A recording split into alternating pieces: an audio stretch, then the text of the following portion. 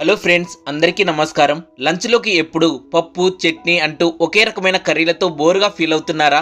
అయితే ఈ టేస్టీ కర్రీని ఒక్కసారి ట్రై చేసి చూడండి, ఖచ్చితంగా మీకు నచ్చుతుంది. ఇంట్లోనే చాలా సులభంగా రెస్టారెంట్ స్టైల్లో చేసుకునే ఈ కమ్మని కర్రీ అన్నం, చపాతీ, రోటీలోకి అద్భుతంగా ఉంటుంది. ఈ కర్రీని స్టెప్ బై స్టెప్ ఎలా చేయాలో చూసే ముందు ఫస్ట్ టైం మన టేస్టీ విందు ఛానల్ను చూస్తున్న వారు మరిన్ని అద్భుతమైన వీడియోల కోసం మన ఛానల్ను వెంటనే సబ్స్క్రైబ్ చేసుకోగలరు. అలాగే మేము చేసే వీడియోలు మీకు నోటిఫికేషన్గా రావాలంటే పక్కనున్న బెల్ ఐకాన్పై క్లిక్ చేయగలరు.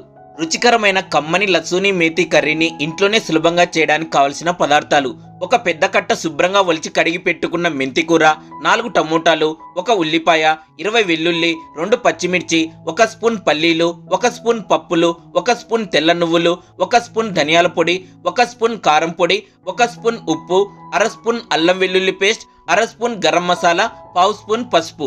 ముందుగా స్టవ్ ఆన్ చేసి కడాయి పెట్టి ఇందులో 1 స్పూన్ పల్లీలు వేసి వేయించుకోవాలి. పల్లీలు వేగిన తర్వాత 1 స్పూన్ పప్పులు వేసుకొని వేయించుకోవాలి. తర్వాత 1 స్పూన్ తెల్ల నువ్వులు వేసుకొని వేయించుకోవాలి. ఇవి త్వరగా వేగుతాయి. నువ్వులు చిటపటలాడుతున్నప్పుడు స్టవ్ ఆఫ్ చేసుకొని వీటిని పక్కన పెట్టుకొని చల్లారనివ్వాలి. ఇవి పూర్తిగా చల్లారిన తర్వాత వీటిని గ్రైండ్ చేసుకొని ఈ పొడిని పక్కన పెట్టుకోవాలి.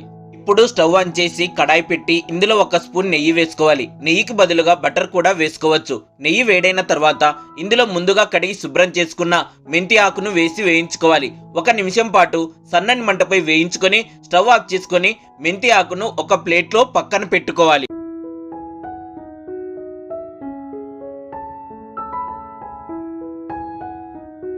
ఇప్పుడు ఇదే కడాయిలో 3 స్పూన్ల నెయ్యి వేసుకొని నెయ్యి కాస్త వేడైన తర్వాత 1/2 స్పూన్ జీలకర్ర, కట్ చేసుకున్న 2 పచ్చిమిర్చి వేసి వేయించుకోవాలి. తర్వాత చిన్న ముక్కలుగా కట్ చేసుకున్న 10 వెల్లుల్లి రెబ్బలను ఇందులో వేసుకొని కలుపుకోవాలి. మనం తీసుకున్న 20 వెల్లుల్లి రెబ్బలలో ఇక్కడ సగం వేసుకున్నాం. మిగతా సగం వెల్లుల్లి పోపులోకి వేసుకోవాలి. తర్వాత చిన్న ముక్కలుగా లేదా బరకగా మిక్సీ పట్టుకున్న 1 ఉల్లిపాయ గుజ్జును ఇందులో వేసుకొని కలుపుకోవాలి. ఇది కాస్త కలర్ మారే వరకు సన్నని మంటపై వేయించుకోవాలి. తర్వాత 1/2 స్పూన్ అల్లం వెల్లుల్లి పేస్ట్ వేసుకొని కలుపుకోవాలి. దీనికి బదులుగా చిన్నగా తరిగిన ఇంచు అల్లం ముక్కలు కూడా వేసుకోవచ్చు.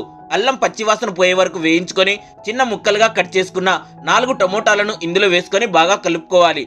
టమోటా ముక్కలు బాగా మెత్తగా అయ్యే వరకు మూత పెట్టుకొని మగ్గించుకోవాలి. మధ్య మధ్యలో మూత తీసుకొని కలుపుకుంటూ ఉండాలి.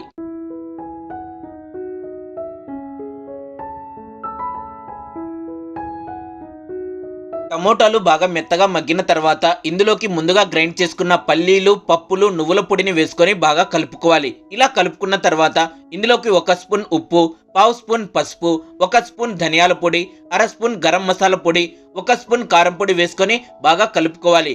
ఈ విధంగా కలుపుకున్న తర్వాత ఇది అడుగు అంటకుండా ఇందులోకి కొద్దిగా నీళ్లు వేసుకొని కలుపుకోవాలి.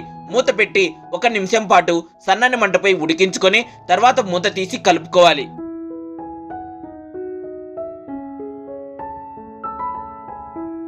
ఇప్పుడు ఇందులోకి 1 గ్లాస్ నీళ్లు పోసుకొని బాగా కలుపుకొని మూత పెట్టి ఉడికించుకోవాలి. మధ్య మధ్యలో మూత తీసి కలుపుకుంటూ ఉడికించుకోవాలి.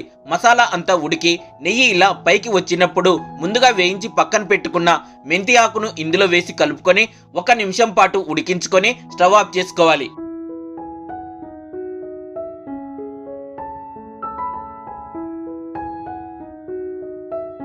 ఇప్పుడు ఇందులోకి పోపు ఎలా పెట్టాలో చూసేద్దాం. స్టవ్ ఆన్ చేసి కడాయిలో 2 స్పూన్ల నెయ్యి వేసుకొని నెయ్యి వేడైన తర్వాత ఇందులోకి 1/2 స్పూన్ జీలకర్ర, చిన్న ముక్కలుగా కట్ చేసుకున్న 10 వెల్లుల్లి రెబ్బలను వేసుకోవాలి.